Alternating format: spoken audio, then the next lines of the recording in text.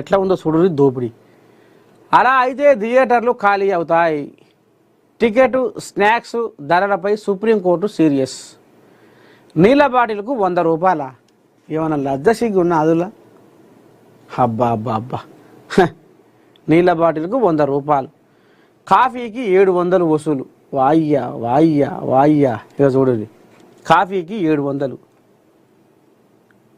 సినిమాలలో పోయి ఇక ఉంటారుగా, ఇంటర్వ్యూలకు బయటకు వస్తారుగా, ఇక వీళ్ళ అంగు వీళ్ళ ఆదును చూసి ఇక వాళ్ళు ఎంత పెట్టినా తింటారు, ఎంత పెట్టినా తాగుతారు, ఎంత పెట్టినా మాకు ఎదురు మళ్ళరు అని అడ్డగోలుగా రేట్లు పెంచిడట. ఎక్కడ?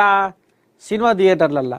మూవీ టికెట్తో పాటు థియేటర్లలో తినుబండారాల ధరలు భారీగా పెరగడంపై సుప్రీంకోర్టు సైతం ఆందోళన వ్యక్తం చేసింది.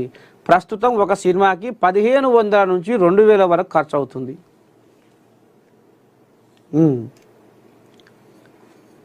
ధరలను నియంత్రించలేకపోతే సినిమా హాళ్ళు త్వరలోనే ఖాళీగా మారే ప్రమాదం ఉంది అని కోర్టు పేర్కొంది. కర్ణాటకలో మూవీ టికెట్ ధరను 200కు పరిమితం చేయడంపై మల్టీప్లెక్స్ అసోసియేషన్ సుప్రీంకోర్టును ఆశ్రయించగా ఈ విధంగా స్పందించింది.